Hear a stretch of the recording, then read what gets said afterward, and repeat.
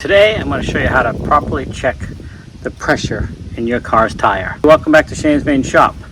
If you have a car with the sensors and a dash light to let you know when it's low, I would encourage you not to rely on that solely. I would still say check your tires regularly to make sure their pressure is correct, as well as the spare. But there's the right way to do that, and that is to use a gauge to make sure you're getting an accurate reading. And they make several different ones of these out there. This is a pretty simple pocket one you can stick in your pocket or keep in your glove box or whatever, in your toolbox. But you want to make sure that your tires are not hot from driving down the road. They're just ambient, regular temperature. All right, process is pretty simple. Now what you're going to want to do is remove your valve cover, valve stem cover. Make sure your tool is inserted all the way. Don't push hard on it. You just want to make sure it's not sticking out. Just make sure it's all the way in. And then you're going to apply it onto the valve stem. Push it so air goes into this unit and it will move this indicator to what the pressure is of the tire.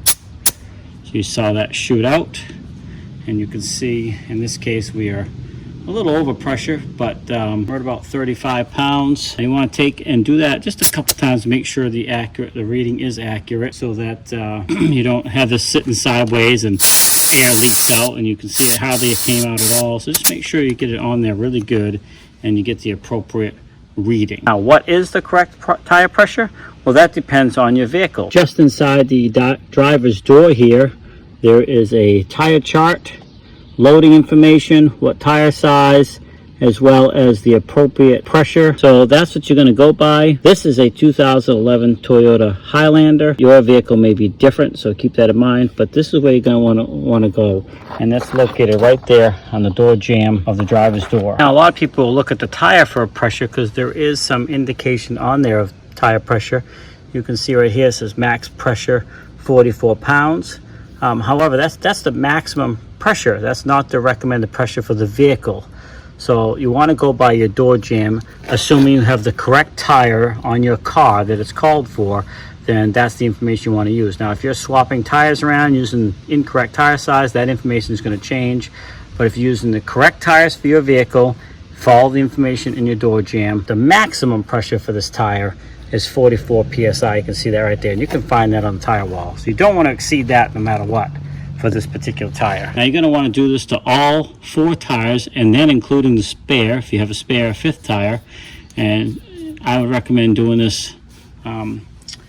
See your owner's manual first of all. That'll tell you when you should do it, but most people don't do it often enough, but at least once a month, probably even more. A lot of vehicles today have the air pressure indicator lights to make sure it's correct, but I wouldn't 100% rely on those just in case there is an additional problem. So what you're going to want to do is just repeat this process to all 4 tires and make sure they are correctly inflated. That's going to save you on fuel mileage, wear and tear on the vehicle, handling control, and things like that. All right, hope you liked the video. Thanks for swinging by Shane's Main Shop. Please like, subscribe, comment, come back more often for more videos. And as always, have a great day.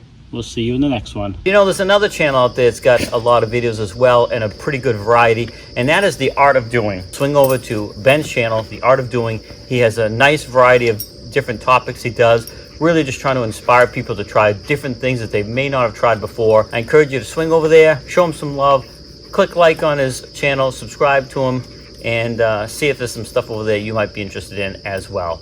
But I will put a link in the description. This is Shane's Main Shop, but I want you to check out The Art of Doing.